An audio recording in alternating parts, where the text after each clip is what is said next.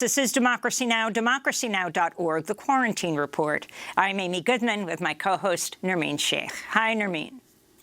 Good morning, Amy, and welcome to our listeners and viewers around the country and around the world. Well, we begin today's show in California, where people in the Bay Area and across Northern California woke up Wednesday to dark orange skies as a blanket of smoke from the state's massive climate change-fueled wildfires smothered the region. The thick smoke blotted out so much sunlight, temperatures dropped well below forecasters' predictions, with meteorologists comparing the effect to a nuclear winter. The unprecedented conditions came as the West Coast faces a fire season that has killed at least 7 people, forced major evacuations, and already burned 2.5 million acres in California alone. That's 20 times the land burned last year, and there are months left in California's ever-growing fire season. Winds from some of California's more than 20 massive fires and from blazes as far away as Oregon and Washington blew into the Bay Area to create the conditions which some described as apocalyptic. This is Oakland resident Carl Juan Anderson. I was wondering what time it was, and then I looked outside and it looked like doomsday. I mean, you could tell something is horribly going wrong, and as far as going to work and breathing in all this pollution is definitely not healthy for us as in the Bay Area. The fires have also devastated Oregon, where dozens of wildfires have destroyed hundreds of homes and even entire towns. Oregon Governor Kate Brown said it could be the greatest loss of lives and property from fire in the state's history. This is a video posted on Twitter by reporter Christine Padawanich with Oregon's KGW News. It shows downtown Staten, about an hour south of Portland, just after noon Tuesday. The sky is blood red. This right here is downtown Staten. You can see the red hue, the red-orange glow in the sky.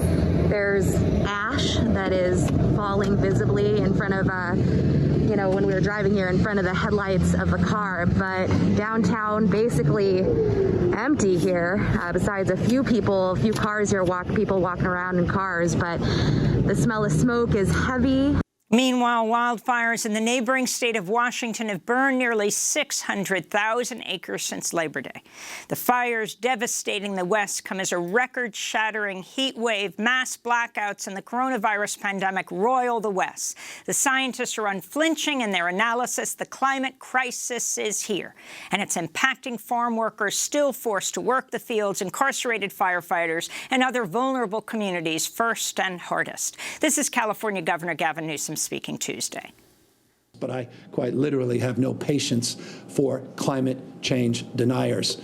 It simply follows completely inconsistent, that point of view, with the reality on the ground, the facts as we are experiencing. You may not believe it intellectually, but your own eyes, your own experiences tell a different story. Well, for more, we're joined by Leah Stokes, assistant professor of political science at the University of California, Santa Barbara, researcher on climate and energy policy. She's the author of Short-Circuiting Policy, Interest Groups and the Battle Over Clean Energy and Climate Policy in the American States. Can you describe what we are seeing from California to Oregon to Washington?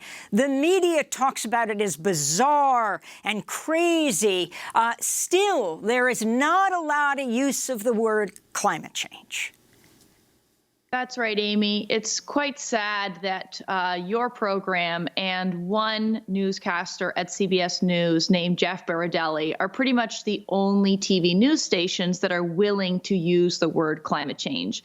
Last month, during August, when the fires, of course, had already started, there were over 100 TV news segments on this on ABC, NBC, and CBS. This is according to Media Matters. And of those more than 100 segments, I'm talking about 5 full segments, that's it, that even mentioned the word climate change. And 3 of those 5 were done by one person, Jeff Berardelli, who's a wonderful meteorologist who actually cares about talking about climate change. But the fact is that TV news is completely abdicating its responsibility when it comes to telling the truth of what the West is dealing with right now, which is, of course, not just these fires, but massive, unprecedented heat waves. The fires that got really bad over the weekend were fueled in large part by unprecedented heat in counties like Los Angeles County, which set heat wave records of 121 degrees Fahrenheit, Ventura County, Santa Barbara County, inland. I mean, the temperatures were just unseen before in modern human history. So this is climate change. It's not rocket science. And when will the media start calling it that? Professor Stokes, could you also talk about what's been pointed out? Because some think that the reason that people conclude that this is an effect of climate change is that now records are kept, whereas previously they weren't. But in fact, in California, since 1932, fire records have been kept, and the worst fires have occurred, the 10 worst fires have occurred between the year 2000 and the present. Yes, and unfortunately, that statistic, which is a really great one, is probably going out of date as we speak. You know, as you mentioned at the top of the hour, we're talking about 2.5 million acres that have already burned. And that is, as Amy mentioned, 20 times what had burned at this time last year. And we know because of research that the fire season across the western United States has lengthened by 2.5 months. So we're not really in fire seasons anymore. We're in fire season year round. And, you know, this isn't a question of modern record keeping. It's a question of burning fossil fuels, which is what we've been doing, which has been heating up the planet. And as scientists tell us, have increased fire risk by 500%. That's the kind of increase that we're seeing as a result of climate change. You know, I was talking with family last night in New York, which was afternoon there, and they took me outside on Skype, and it was dark. But Professor Stokes, can you explain the colors that are being experienced from pumpkin orange to purple to complete darkness? What exactly is causing all of this? And how do you think the governor is dealing with it? And then talk about President Trump. Sure. So what happens with these giant wildfires is really unprecedented weather that we've never seen before. There's a wonderful climate scientist, very active on Twitter, named Daniel Swain. And what he's been talking about is how overwhelmed he is by even trying to track the amount of fires that are going on right now. And these fires are creating their own weather. They're creating clouds and kind of tornado-like conditions. And what that is doing is like a volcano eruption. It's pushing particulate matter way up into the stratosphere, way higher than even airplanes fly.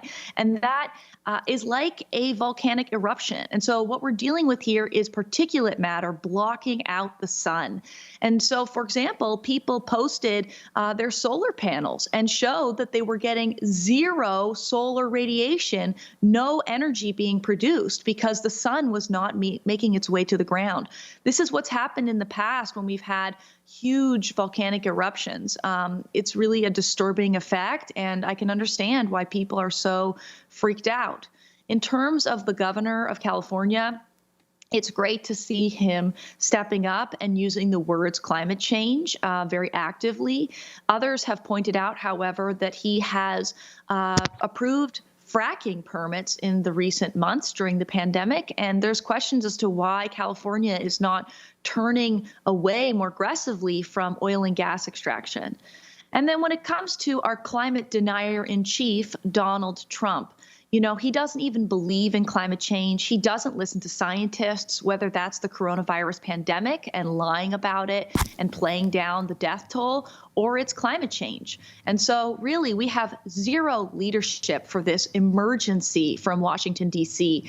And it's well past time that we have a president who can use the words climate change and who can trust and believe in science. Professor Stokes, you mentioned earlier fossil fuel, of course, which is one of the leading causes of accelerated climate change. And in your article in The Atlantic, How Can We Plan for the Future in California, you write, quote, in an ironic twist, burning fossil fuels will become less reliable in our hotter world. Can you explain? Sure. So these heat waves that we've been dealing with really all summer, they're unprecedented. And that's because science has told us that we have, again, 500% more risk for heat waves across the western United States, given the amount of climate change that we've already caused.